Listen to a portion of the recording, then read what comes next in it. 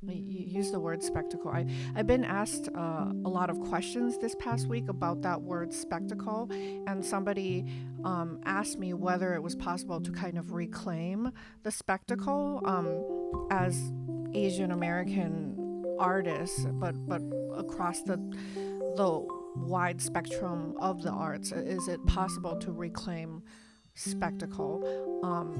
I think somebody brought up like Crazy Rich Asians and how that movie came out last year, and it was a big spectacle, and it was the first film in a long time to feature an all Asian cast. So tonight we're delighted to be hosting three incredible writers, Ocean Vuong, Jennifer Tseng, and Sally Wen Mao. I wish that I had the time to truly tell you in depth the degree to which I love tonight's authors. I don't. It's the long and short of it. But I just want to tell you everything about how much I love these poets, and I do not have the time, so I will stick to just reading their bios and let their work speak for itself. First up, Ocean Vuong is the author of the poetry collection Night Sky with Exit Wounds, which won a Whiting Award and the T.S. Eliot Prize. His writing has been featured in The Atlantic, Harper's, The Nation, New Republic, Poetry Magazine, The New Yorker, and The New York Times.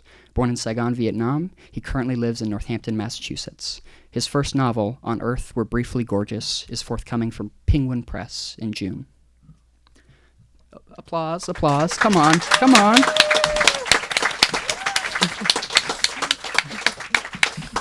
Reading second, Jennifer Tseng is a poet and fiction writer born in Indiana and raised in California.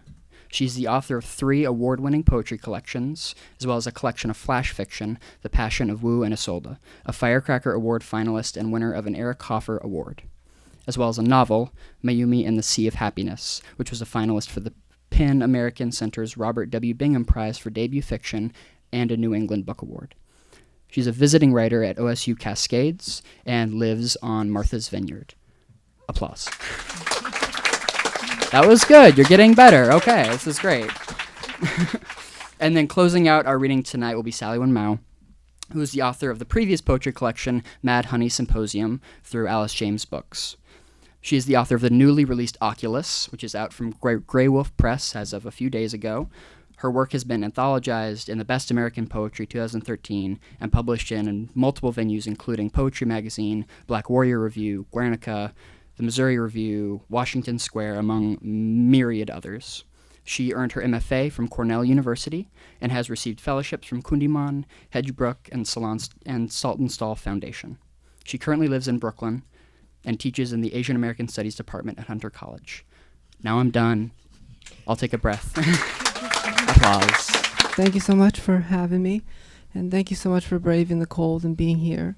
I'm really happy to read with Jennifer and Sally and to celebrate particularly Sally's second and newest book, Oculus. It's always a pleasure to share the microphone with her. Her generosity and her intelligence and her ferocity in the world has inspired me so much, not only as a writer, but as a person. And I just feel very blessed to be able to celebrate with you her achievement tonight. And so I thank you, Sally, for being such a great friend through the years.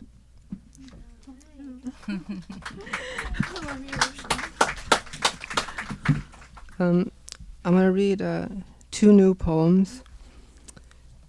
They're kind of drafts, which are kind of scary, but I think one of my goals this year, in 2019, is to be a carefree queer person of color, an ambitious endeavor, but that's what we're about. So these are drafts, but whatever.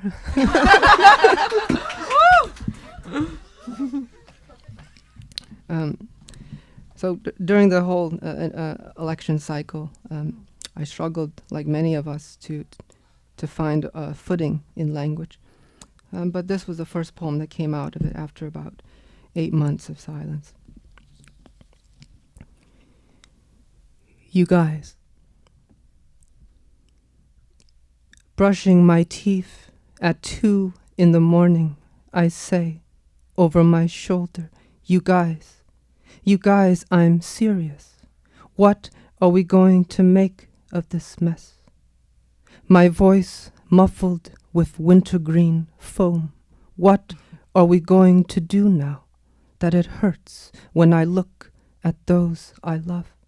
Like you two, you who have been through so much together, the thick and skin of it. I'm proud of you both, I say, as the foam pinkens through my lips. I'm told our blood is green, but touches the world with endings. My name, a place where I've waited for collisions. You guys, are you listening? I'm sorry for being useful only in language. Are you still with me?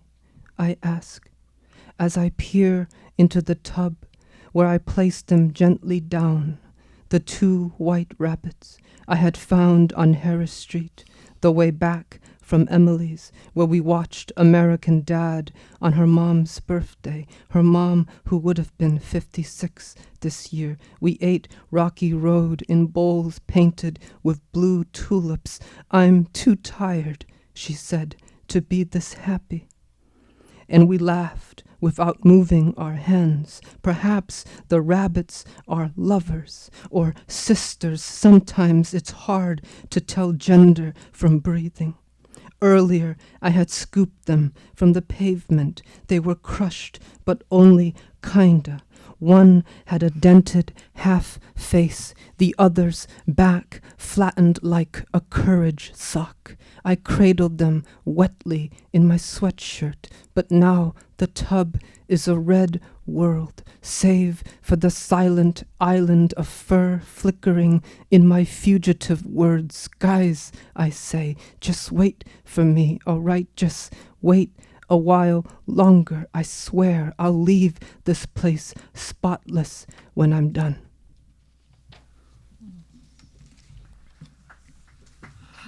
Thank you.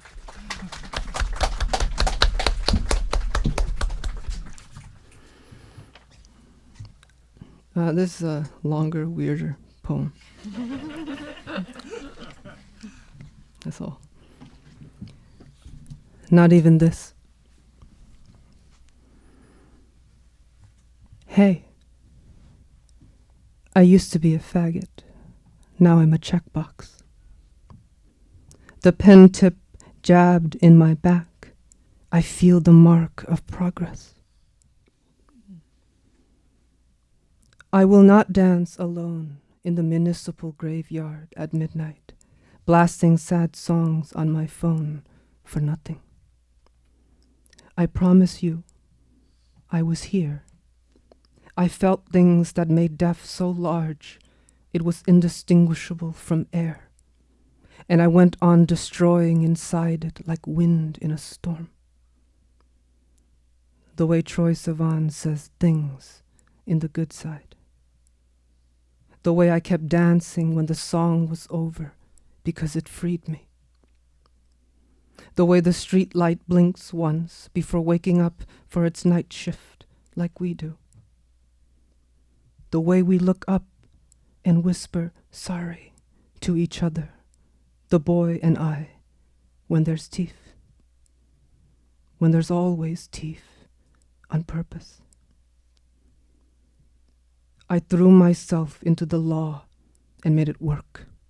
Ha. I made it out by the skin of my griefs. I used to be a faggot, now I'm lit. Ha. Once at a party set on a rooftop in Brooklyn for a bohemian vibe, a young woman said, sipping her drink, "You're so lucky, you're gay, plus you get to write about war. I'm just white." Pause. I got nothing. Laughter, glasses clinking. Unlike feelings, blood gets scarier when you see it. Because I was 17 and thought people from Sarah Lawrence College just like knew things more intricately, I believed her.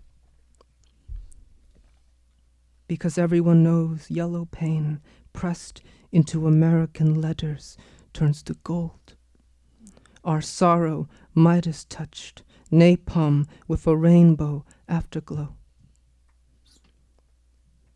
I've been trying to be real, but it costs so much. They keep saying gravity is why we fall, but everyone knows it's the music. It's been proven difficult, impossible even, to dance to machine gun fire. Still, my people made a rhythm this way. A way, my people so still in the photographs as corpses. My failure was that I got used to it. I looked at us, mangled under the Time magazine photographer's shadow, and stopped thinking, smile, smile. I saw the graveyard steam in the pinkish dawn and knew the dead were still breathing. Ha! If they come for me, take me out. Do you know how many hours I've wasted watching straight boys play video games? Enough.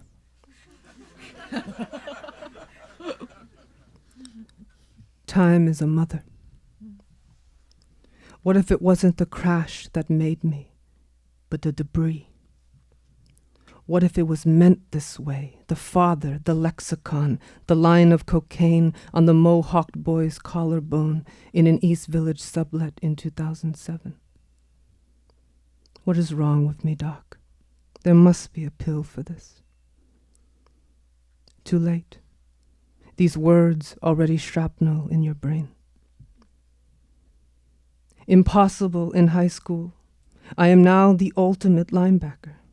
I plow through the page, making a path for you, dear reader, going nowhere.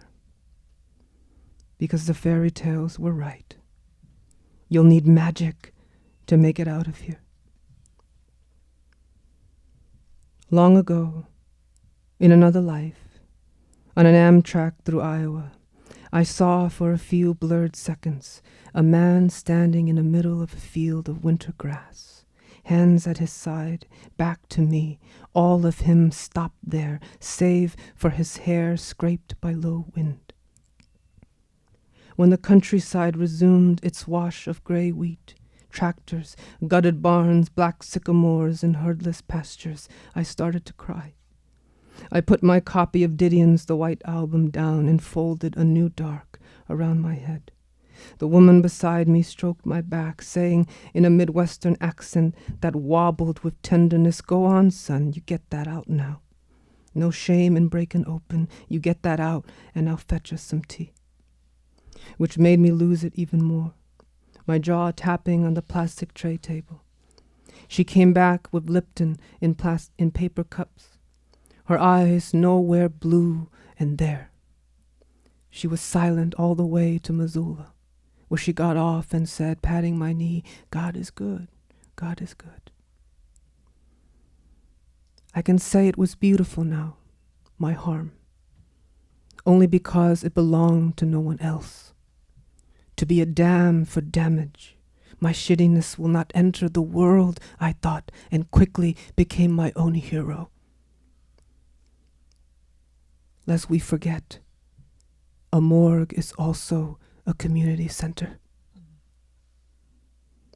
In my language, the one I recall now only by closing my eyes, the word for love is you, and the word for weakness is you.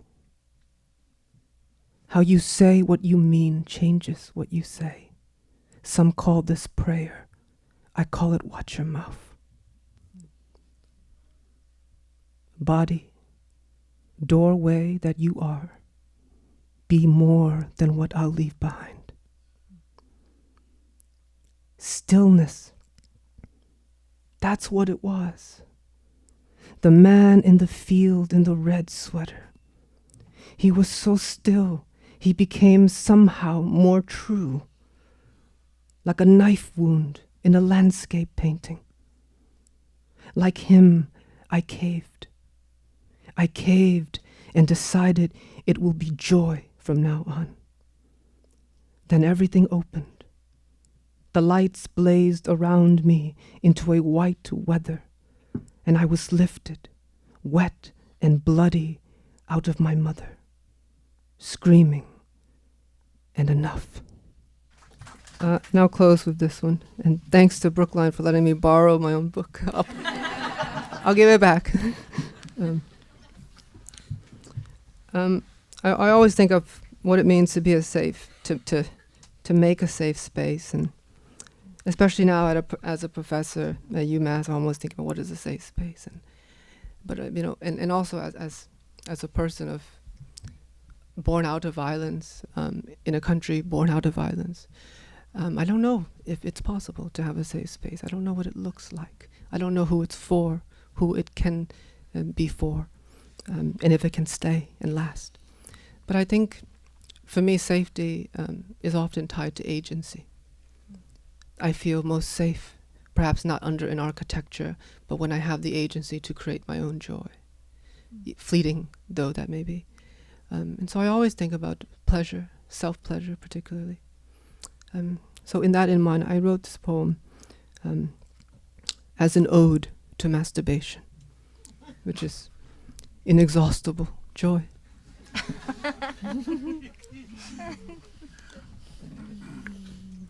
Ode to masturbation.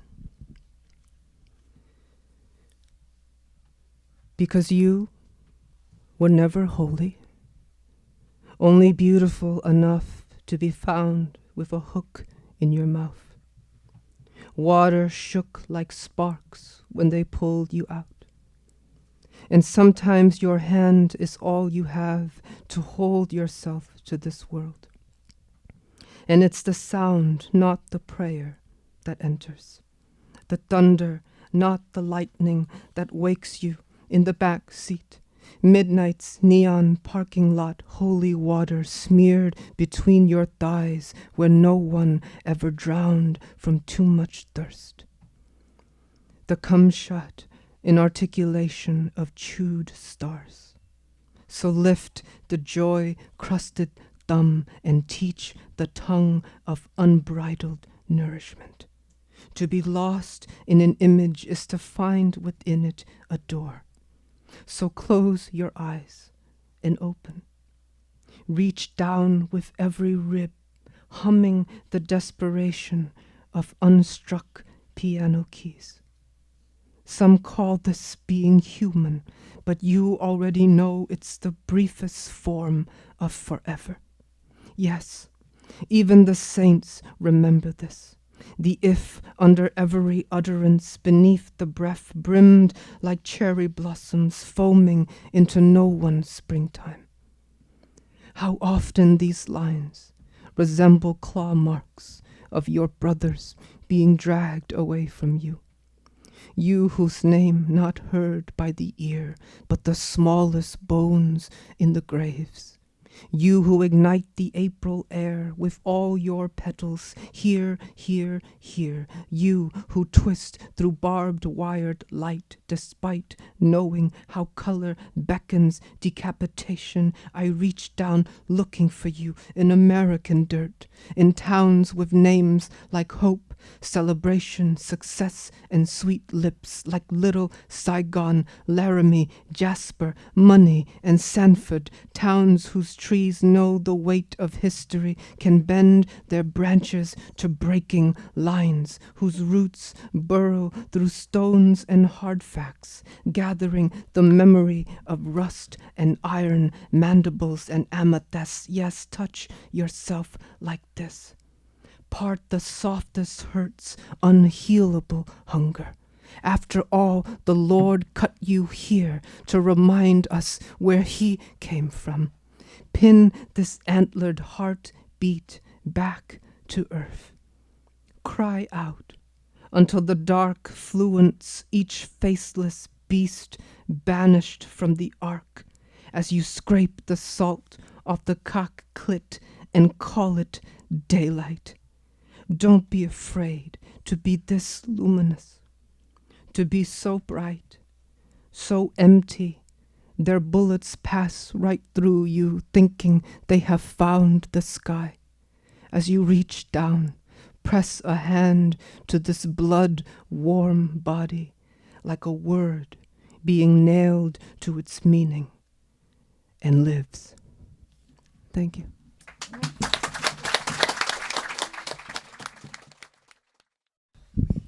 Oh, Ocean. I need a moment to transition. I feel so lucky that I got to be in this room. Thank you so much. So good evening, everyone. Thank you all for coming. I am thrilled to be reading with the future of poetry. Are there any writers in the audience tonight? Oh, good. Okay, I'm going to share my new motto with you. I discovered it while I was working at the Brookline Public Library from a library book. I was checking the book in, and the title caught my eye. Essentialism, the disciplined pursuit of less.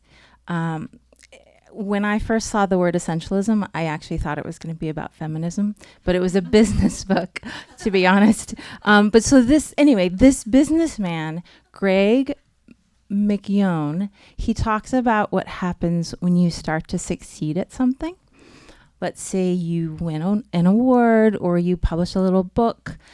People find out about it and they want you to do things. They invite you to give readings. They invite you to do interviews. They invite you to do things and you say yes and then you do them and it keeps going. And then all of a sudden, one day, you don't have time to do the thing that you were succeeding at in the first place. So the motto is, if the answer isn't hell yes, it's no. If the answer isn't hell yes, it's no. It'll change your life. It's changing mine. I had just adopted this motto and moved to Martha's Vineyard, where it's much easier to keep the motto, when Sally invited me to do this reading with her. And it felt so great to know the answer instantly. Hell yes.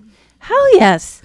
I have so much love and respect for the work of Sally and Ocean, and I'm really happy that I get to be here and celebrate Sally's new book with you all. I'd like to open with a poem that is partly inspired by Sally's work.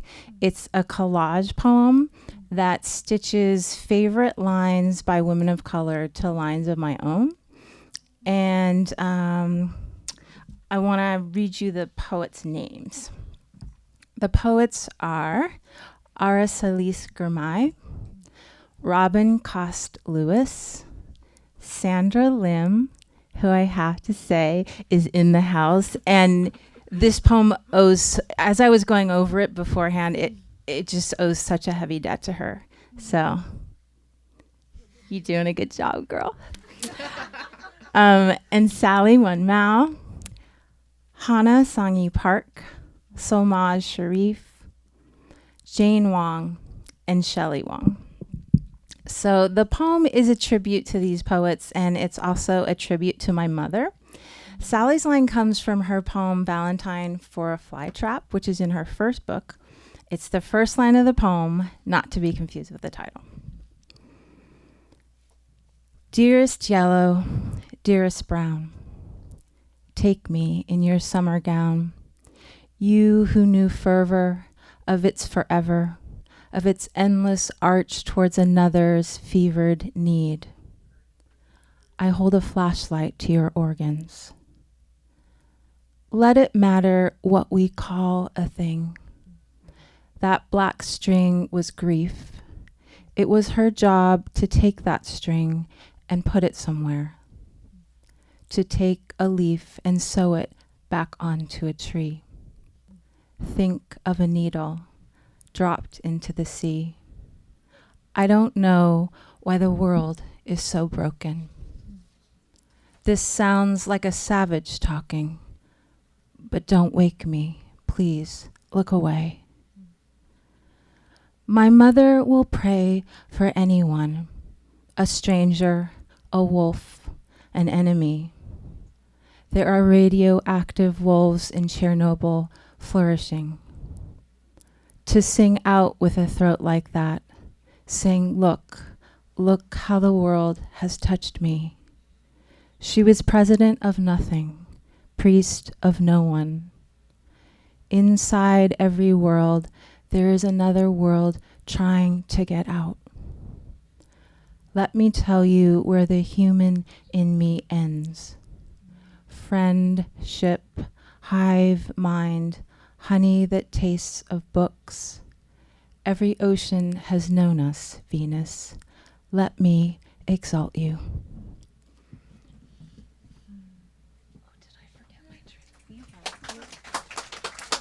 So tonight I would like to read you some poems from my manuscript, Not So Dear Jenny, which was made with lines from my Chinese father's English letters. The titles function, or his lines function as titles, and also mingle with my text below. He wrote the line from this first poem when he was very angry with me. Not so dear Jenny. We sew a knot to hold the thing that's dear to us. Ropes that lashed your trunk to the mast, cord that fastened your briefcase to the bicycle, thread at the end of the seam down the back of my dress. 11 letters to confess your love, 3 more to negate it. Not so, dear Jenny, not so. That knot, our fear so dear, is its undoing. One of the things that I grappled with when I was writing the book is that my father is a really different person inside his letters than he was outside his letters. There is overlap, but there were just things that he said in his letters that he would never have said in real life, and things that he said in real life he would never dare record in a letter. So I have a particular fondness for this next line because it's something that he said often in both realms after he and our mother divorced. But we two can never divorce each other. The longing to marry your father, expressed in 2 languages, doubles the feeling. The ocean between you elongates the longing. As a child, I wanted to go to the pyramids, to Egypt, to outer space. Without knowing I was waiting, I waited and waited. There was no proposal. He married someone else, someone who smiled a lot, whose scorn was palpable. When he died, she vanished. Every time he said, we two can never divorce each other, I wanted to leave him. Every time he said, we two can never divorce each other, I wanted to stay with him forever. I looked for someone else to marry. I developed a fondness for people who pretended to be my father. It was a very exciting time. Some of my best fathers were women. In the end, I married a replica of my sister. If he wasn't going to marry me, I wasn't going to marry him either. Every night I sleep in the arms of my child while he sleeps in his grave. But we two can never divorce each other. So my father was a very passionate person, and I think that his intensity was further complicated by his knowledge and use of 2 languages. He could use language really deliberately, but sometimes language used him.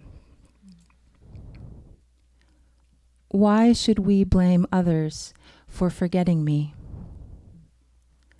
We is you and me against the others who are all of us. Me is separate. Me is blameless. Me is forgotten. I too am nowhere to be found. Like you, I died and became English words. We were ruled, punished, beaten. You mastered the language, Father. You did to them what you did to me. Your words are my sisters.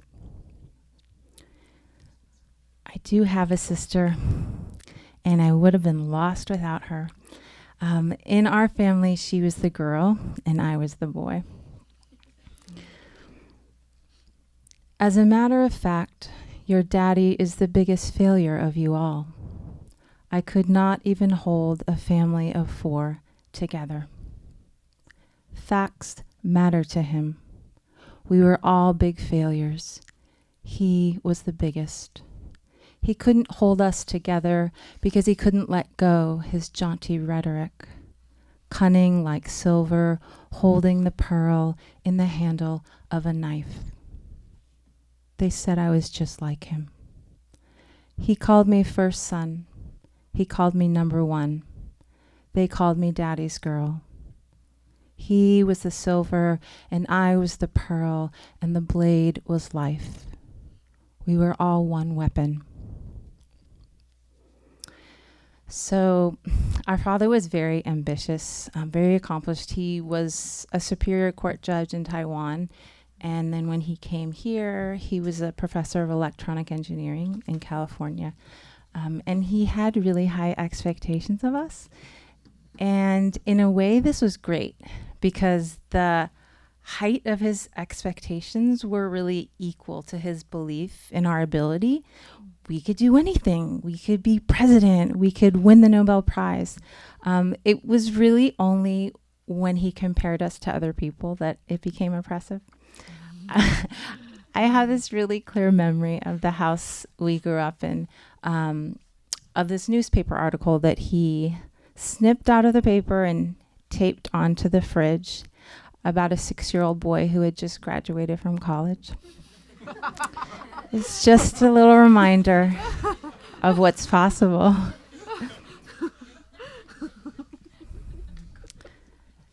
None of the literature Nobel Prize winners I know of were graduated from the most prestigious universities. None. Comfort or come to the fort for your punishment. Bend down on the common ground of our lousy origins to be whipped. Your honor, no bell will ring when I prize you out of the frozen ground. It's not hot as hell in California, but you're there, putting down roots. You winners are underfoot, graduated from the most prestigious universal. Me, I'm walking, crushing leaves with my boots. Just another loser, breathing air. So a few of the poems are made solely with my father's lines, and this next one is one of my favorites. Dear monkey number 1, I am your father and you are my daughter. Please keep this in mind as you read. Please be patient. This is not a logically developed letter. I never had a feeling of completion. I thought I would rearrange what I wrote at the end, but time is running out. I am terribly sorry for failing to be your role model. I believe you two deserve someone better. I have been a total failure as a father. So many of the letters that my father wrote to me were addressed to writing colonies. I kept trying to escape him, but he kept writing me letters. And I can't tell you how much I dreaded his letters. And I feel so lucky to have them.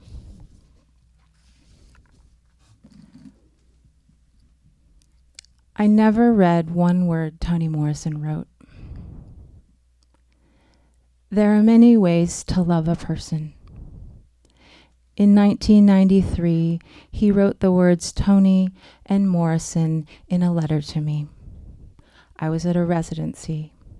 The same prize that ennobled her enabled him to see 12 letters differently. The word Nobel, so noble it kept ringing in his ears. Years before the prize, before her nobility in the world's eyes, my father was the person who heard the name Toni Morrison and asked, "Who's he?" He never read one word Toni Morrison wrote. After the prize, he never did either, but the words Toni and Morrison entered his lexicon. He flexed the 17 muscles in his hand to make 12 letters of the English alphabet occur in a particular sequence.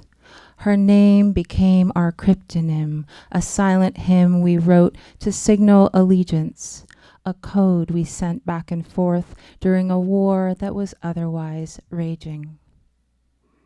I was living alone in the woods of Texas, walking the red dirt road so reminiscent of past wars. People stared at me as if I were the enemy. Most had only seen a face like mine on TV. One man had seen me years before in a jungle. I was a trigger for the time he pulled a trigger and I died. There are many ways to kill a person. At the nearest store, I asked for tortillas. None of the clerks knew what they were. Texas is big enough to hold most of Vietnam, Cambodia, and a large chunk of Thailand. There are many ways to live there. I went back to the cabin and wrote Toni Morrison a letter. Imagine the hundreds of young women living in dangerous territories who must have done the same. An army of us writing to her asking, what are the possibilities for me behind all these trees? There are many ways to ask a question. One day, her name in his envelope, written in his ink, came back to me. There are many ways to answer. Thank you.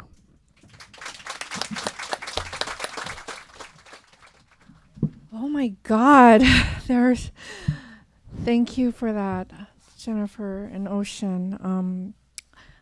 I feel so lucky to be here and to see all your faces. I lived in Brookline in my childhood, maybe when I was 8 years old and 9 years old, and then I moved to California.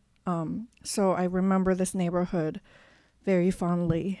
I was showing Ocean a little bit of the neighborhood from what I remembered, but I didn't know that the Booksmith has been here since 1961. I don't remember if I came here as a child, but I do remember, going to the library, and I lived on 1055 Beacon Street. But they are really fond memories. When I went to California, I was kind of a masshole. Okay, so I'll begin with this poem from this book, Oculus. It is called Occidentalism. A man celebrates erstwhile conquests, his book locked in a silo, still in print. I scribble, make Sharpie lines, deface its text like it defaces me. Outside, grain fields whisper. Marble lions are silent, yet silver-tongued, with excellent teeth. In this life, I have worshipped so many lies. Then I workshop them, make them better. An East India Company, an opium trade, a war, a treaty, a concession, an occupation, a man parting the veil covering a woman's face, his nails prying her lips open. I love the fragility of a porcelain bowl. How easy it is to shatter, like the Han Dynasty urn Ai Weiwei dropped in 1995. If only recovering the silenced history is as simple as smashing its container. Book, bowl, Celadon spoon. Such objects cross borders the way our bodies never could. Instead, we're left with history, its blonde dust. That bowl is unbreakable. All its ghosts still shudder through us like small breaths. The tome of hegemony lives on, circulates in our libraries, in our bloodstreams. One day, a girl like me may come across it on a shelf, pick it up, read about all the ways her body is a thing, and I won't be there to protect her, to cross the text out and say, go ahead, rewrite this. Oh.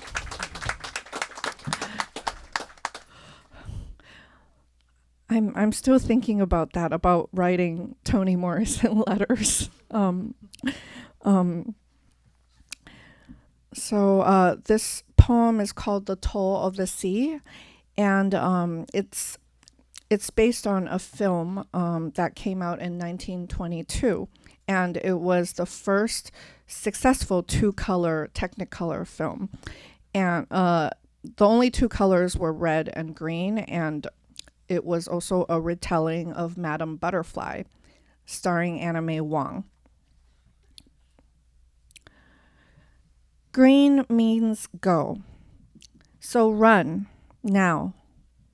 Green, the color of the siren sea, whose favors are a mortgage upon the soul. Red means stop, before the cliffs jag downward. Red, the color of the shore that welcomes. White, the color of the man washed ashore, from his shirt to his pants to his brittle shoes. White, the color of the screen before Technicolor. White, the color of the master narrative.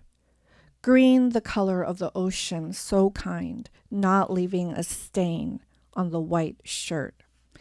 Green, the color of the girl, so kind, but why? She speaks.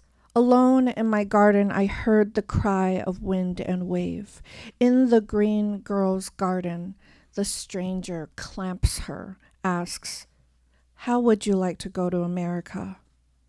A lie, soaked in the red of the choke cherries that turn brown in the heat, red the color of the roses that spy, red the color of their fake marriage, white the color of the white man's frown. She asks, is it great lark or great sparrow you call those good times in America? Green the color of his departure. White, the color of the counterfeit letters she sends to herself. White, the color of their sun. White, the color of erasure. Red, the color of the lost footage. Red, the sea that swallows our stories. Red, the color of the girl who believed the roses. Red, the color of the ocean that drowns the girl.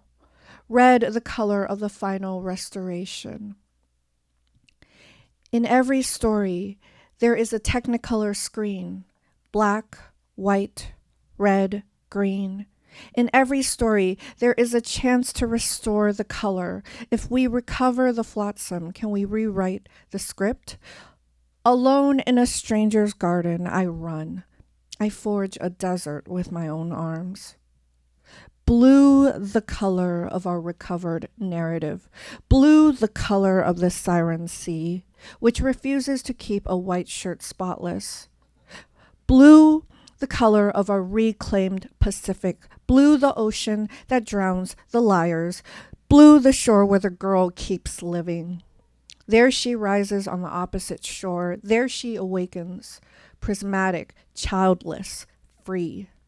Shorn of the story that keeps her kneeling. Blue is the opposite of sacrifice.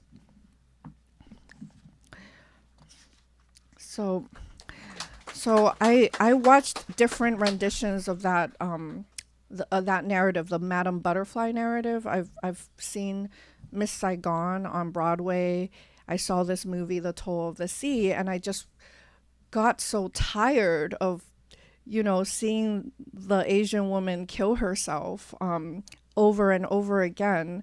And if you think about it, growing up, there aren't that many stories where Asian women are very visible. And what does that tell, a young woman? What does that tell her if all the stories about Asian women end in her killing herself? So let's see. I have a series of poems in this book about Anna May Wong, this actress from the 1920s and 30s. And I'll just read a couple here. Anna May Wong fans her time machine. I've tried so hard to erase myself. That iconography, my face in Technicolor, the manta ray eyelashes, the nacre and chinion. I'll bet 4 limbs they'd cast me as another Mongol slave. I will blow a hole in the airwaves, duck lasers in my dugout. I'm done kidding them. Today I fly the hell out in my chronojet to the future where I'm forgotten, where surely no one gives a fuck who I kiss. Man, woman, or goldfish. In the blustering garden where I was fed compliments like, you are our golden apple and you are our yellow star. I lost my lust for luster. They'd smile, fuck me over for someone else. Ringleted women with sloping eyelids played the Chinese cynosure every time. Ursa Minor, you never warned me. All my life I've been minor, played the strumpet, the starved one. I was taproot and crook. How I've hunched down low, wicked girl, until this good earth swallowed me raw. Take me now, dear comet, to the future, where surely I'll play some girl from LA, the unlikely heroine who breaks up the brawl, saving everyone.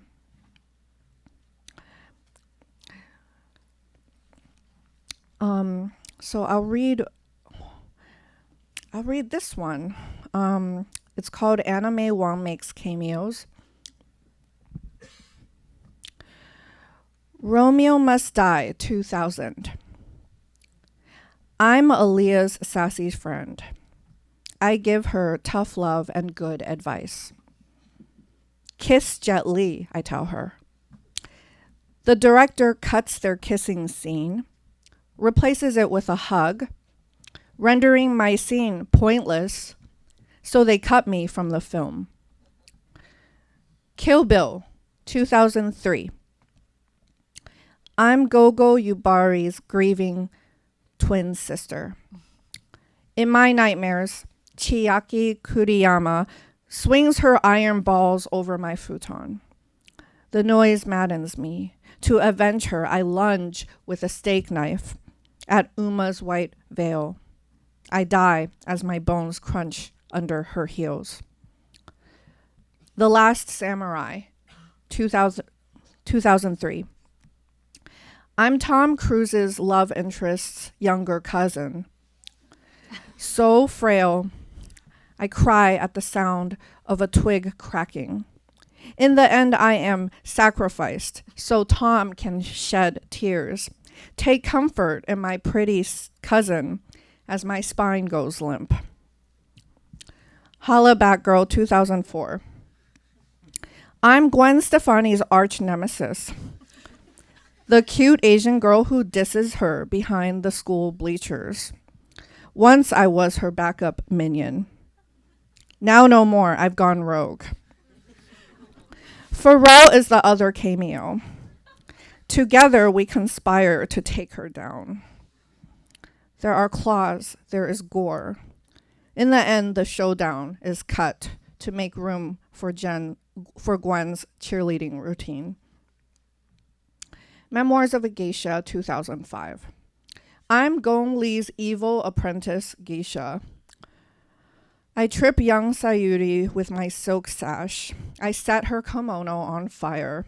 The rival Okia crackles, burns. As the beams fall down in ashes, lightning whips the howling door. Dew drips down my forehead, my jewels. In the confusion, I perish, of course.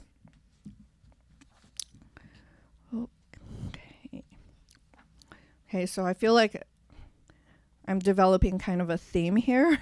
So my next poem will be called Ghost in the Shell. In late summer's cyberpunk heaven, I wake up with a different face. Who am I? Champion of drowning, champion of loss. Do I dare proclaim with a cyborg body that this humanity is my own?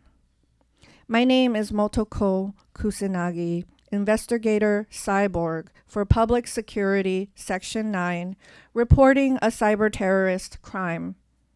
Year 2017, someone has implanted Scarlett Johansson's face onto mine, hacked my ghost, installed an imposter's memories, reprogrammed my optic nerves, diluted my brain into a white projection. A thermo-optical camouflage gone haywire. A rogue scrim for my body that is not my body. I am now a double, a replicant, an agent of carnage. Hacker, puppet master of the laws that govern film. Let this message be clear. I do not comply. You can bedevil me with fabrication, but I transmit the truth. It's in the data, the stars, my blood, my spit, my wires, my parts. God as my witness, I, Motoko, will self-destruct this celluloid screen. So watch out, Scarlett O'Hara. This brutish reign of cinematography is about to end, history flensed, data wiped. Flesh precedes computers, sweat precedes data. Before everything was stolen, our lives were ours. Let's be gentle with each other in this new megalopolis. The sun doesn't set in Lost in Translation, but I will make sure it does here. Thank you. Thank you, guys. I will just read one more poem and then we can do the Q&A. Thank you so much for being the most wonderful audience. So this last poem is called Oculus.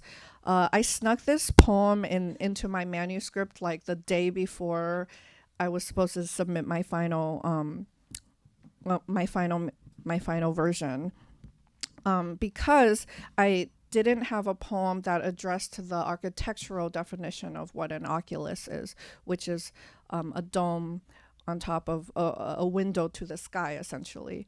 And so this one is called Oculus, and it's after Solange, an ode to May. Pale peonies on the sills. From the steps of the New York Public Library, we hailed a taxi uptown, past the lions, past patience, past fortitude, to the Guggenheim, where we sat, lotus style, wearing head to toe white with a sea of others. They checked our phones and cameras at the door, all of us a cloud condensing into ourselves, our forms. All city, all air, all sugar, all brown, all gold. Have a seat. This is a cause for celebration. In many places in the world, it could have been a funeral.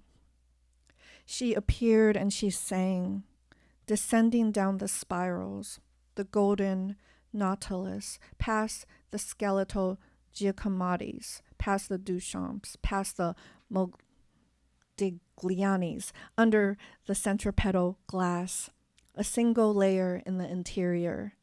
None of our names were there. But our bodies, there they were. The most photographed place on earth was where we sat, without cameras except our eyes and our faces. It was spring. I was still hopeful. In my chest, what beat was cracked but still salvageable. Cherry petals strewing my shoulders, a whir. Cranes in the sky, cranes threaded on my dress. Golden tubas warbled as she danced. We looked up, and there was a skylight, a dome, the Oculus at the center, through which all fears still burned and awed. Thank you.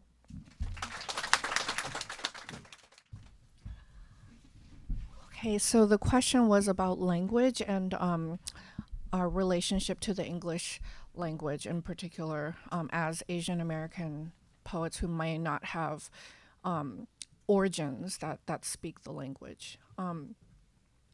So yeah, it is obviously a very complicated relationship. If you think about, the history of imperialism and how the English language becomes this kind of oppressive force. I don't know if is so there I don't know. There's this.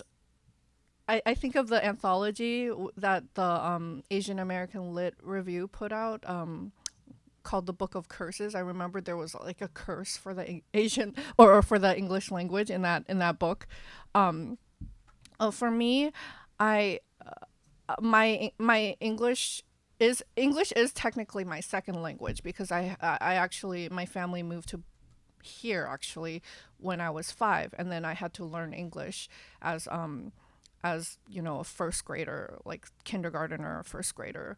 And obviously now my English is a lot better than my Mandarin. I had a stint recently. I was in Shanghai. I was in China for the last from December, from July until December, and I kind of learned how to text in Chinese, and I there's something really nice about being in a place where, like everybody primarily spoke Chinese. Even though my Chinese was horrible, I still really appreciated that experience. And there were a lot of people who asked me, do I have my poems translated into Chinese? And that was something that I'd never considered before.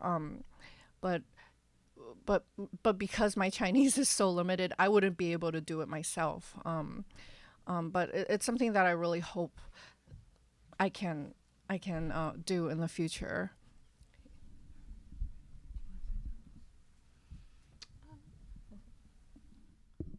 Just briefly, English is my first language, but I grew up with a parent. My mother is a native English speaker, but my father, his native language is Mandarin.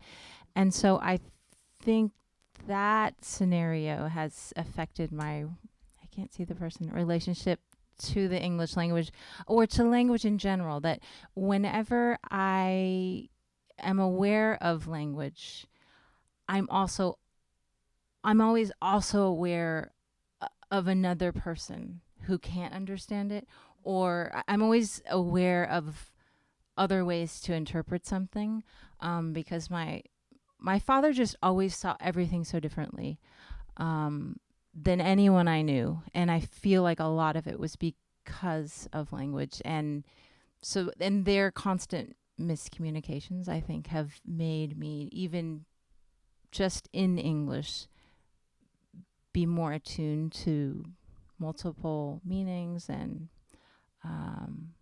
so yeah.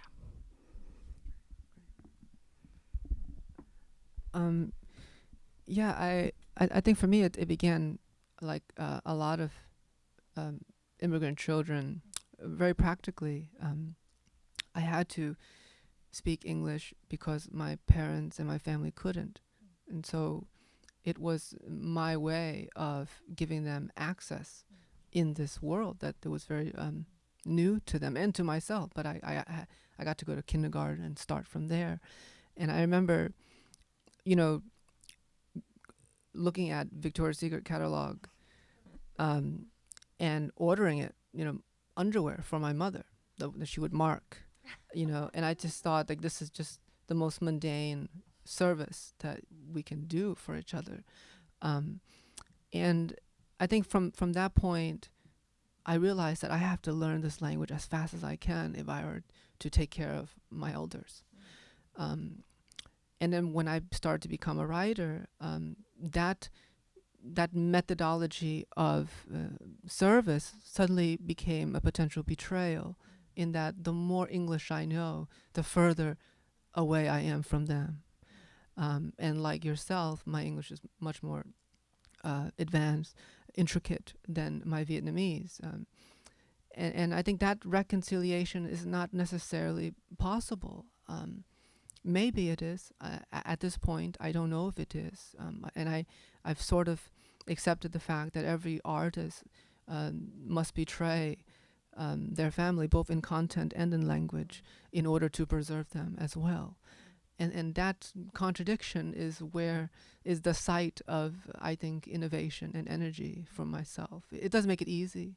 It might not be a way forward, but I think sitting with that conflict is why we write poems. I think we write poems because we looked at happiness in a dictionary, and there's maybe 3 definitions, and something inside us says there has to be another.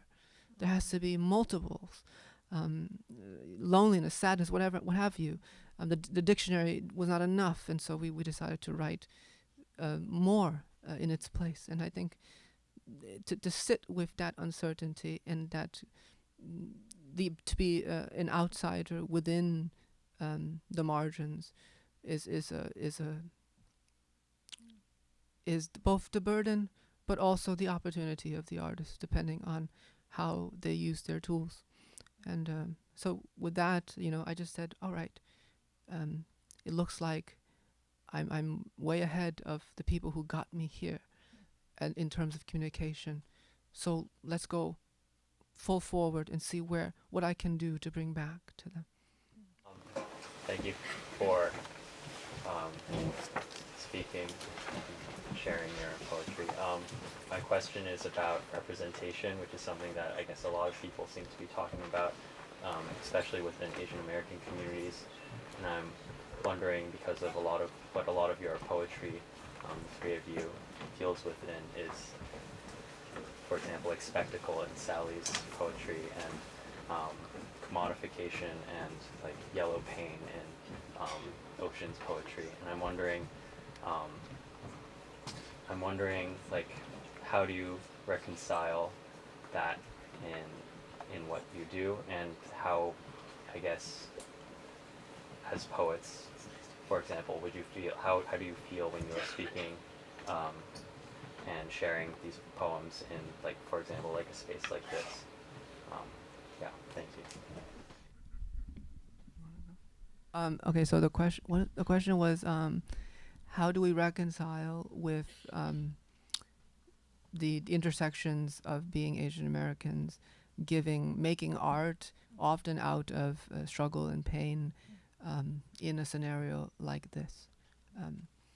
And while I have the mic, I don't know if it is up to the artist to reconcile a rupture that has been created and orchestrated long before they ever arrived. In other words, we often talk about advanced technologies and weaponry, but the mental effects of colonialization and white supremacy as it exists in world history, that is even perhaps more superior than the atom bomb, the way it is so finely orchestrated, so that it affects you even without anyone forcing it on you, right? And so with that, I think, I don't know if it's up to the artist, who is then the sum total of that orchestration to now suture everything together. But I guess part of your question is, how do we survive ourselves? How do we reconcile ourselves in the world? And I think, to me, and this is just my answer, art making is what salvages for me. And to sit here before you and to see all different sorts of faces reminds me that this is our species, oldest art. Before we even had a place called Boston, we were gathering around the fire, looking at the stars, and someone said, "I don't know what that looks like. What do you think it looks like?" I don't know, maybe a woman knitting? I never saw a woman knitting, but, I see a cup. Why? Oh, well, then stories happen. And from those stories, it was almost like we were looking at the DNA of each other. We saw more of who was sitting next to us by them telling what they saw. And I think maybe I'm being still youngish and naive, but I do believe that at this moment. Maybe in 20 years I won't, but right now I believe it. I believe that I'm participating in a species-wide endeavor to complicate the difficult histories. And in a strange way, that is a suturing, a sharp suturing, but that is a suturing for me. And your question also kind of addressed like representation and spectacle. You use the word spectacle. I've been asked a lot of questions this past week about that word spectacle, and somebody asked me whether it was possible to kind of reclaim the spectacle as Asian American artists, but across the wide spectrum of the arts. Is it possible to reclaim spectacle? I think somebody brought up like Crazy Rich Asians and how that that movie came out last year, and it was a big spectacle, and it was the first film in a long time to feature an all Asian cast. I think my answer to that is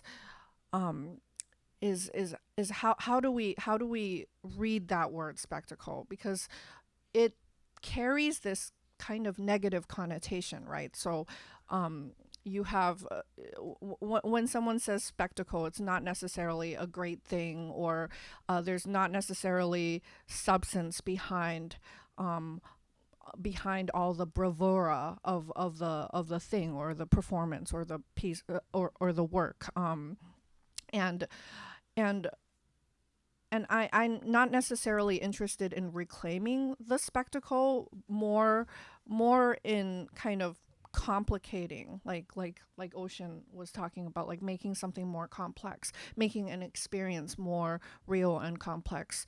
And that's why I don't think I don't think that Crazy Rich Asians is the answer.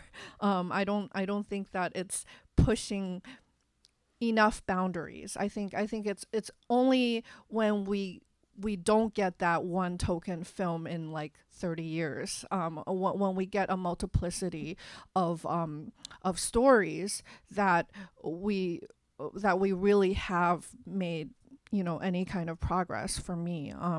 And I was really examining the kinds of stories that are already out there in our in our American imaginarium, and it's very bleak, so bleak, so for me, I guess my responsibility as a writer, like an artist, but not necessarily a filmmaker, is how do we deeply probe some of these stories that are already out there, and how might we change it and rewrite it so that it becomes ours, and not so that we are not the object of the exploited the exploited object of this larger gaze, right? I don't have too much to say other than I think in my work, I work with my family as a kind of microcosm of what you two are talking about. And the words that my father said were the words that out in public were sort of misunderstood, brushed aside, or just beyond people's comprehension. And so for me, it feels like a radical act, just for my own I'm honestly not even thinking about the world at large, but I think it happens to reflect it, to focus on his words, and to read and reread the words that I have that he gave to me, and to make his voice central, and to put my ear to his voice, feels like going against the whole grain of my childhood. Hi, I was wondering how you guys managed to write about yourself, and I guess, do you ever have to create a sufficient distance, and how do you create it? This is my question, says Ocean. The question is like, how do you write about yourself? Do you need to create distance, or is there a way to create a distance between yourself and your art, right? The subjects of your art.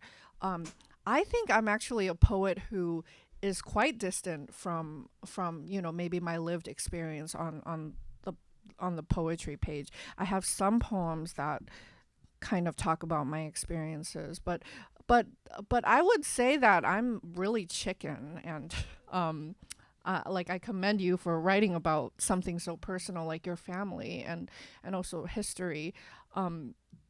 For me, it's very difficult. So I tend to do things like write a persona poem where I can funnel my like crappy emotions onto something else, right? Like Anime Wong. Sorry, Anime Wong. I'll use her as a persona, but it's also kind of a way to kind of to funnel some of my own experiences or emotions with alienation, with feeling like a freak, feeling not good enough, feeling like you have to be excellent, and yet like being trampled on by like everything, by the world. So I feel like I write in persona because of that. But it wasn't until recently that I started writing more personal poems that are more open and more directly about my life. And I find it so scary. I find it like terrifying. In fact, once my mom saw a YouTube video of me reading, and there was like one poem in there that was a recent poem, and it mentioned her and it mentioned my family, and she freaked out. She just got so pissed. She was like, "You're not going to publish that, are you?" And I couldn't make any promises. So I really commend you guys for being able to approach the personal in a way, in poetry. I think I'm echoing the writer Teju Cole, who says, I'm paraphrasing, he says, for the politicized body, which is often abstracted by a larger, often mainstream agenda and connotation, one only reclaims a selfhood, an idiosyncratic selfhood through the personal. In other words, I'm not only a XYZ, I'm also an XYZ who happens to be a dog lover, vegan, what have you. And so I think I believe in that. When I stumbled upon that essay of his, I felt like one of the ways to find agency for yourself is to go deeper into the minutia of your own world, the way you experience it. And so then it makes you indispensable to yourself. You say, I'm not just another Asian American queer, I'm also that, and a vegan, someone who likes garbanzo beans, and also mixed martial arts, right? There's a curveball. And so, wow, all of a sudden you see yourself as a site of creative possibility, but also just a person who has expanded the boundaries on their own terms, not on the terms of the public or the social and what you should be, but on your own terms. And so I think the more personal I get, the more powerful I feel as a writer. But I also know that there's an expectation, especially for writers of color, to be merely conduits of the anthropological real, and not a person of agency, you know. And I think of Maxine Hong Kingston in writing Woman Warrior. And when she wrote that, she wanted to write the next great American novel. And her publishers convinced her to say, make it a memoir. Say memoir. It's juicier. That's all we want from you, is the story of pain and difference, right? It strips away her desire to put herself as an artist alongside the American canon. It took that away, but that was in the 80s, and she had little choice, right? And so I thought, you know, to in a way to honor what she went through, I would have to use the personal with agency, and I make a lot of it up, right? It plays with that invitation to read the personal, but a lot of it is also imagined compositions, which is why I would never be able to write a memoir, would never hold up to any fact-checking. But, you know, that's my take, yeah. I agree with Ocean. I think it's very exciting and very powerful to create your own culture, to create your own paradigm within the larger paradigm. I think it's why a lot of us are writers and artists.